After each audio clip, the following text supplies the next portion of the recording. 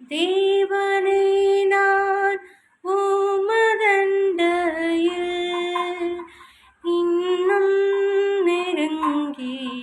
சேர்வதே என் நாவல் பூமியில் மாவலிய கோரமாக வன் சிலுவை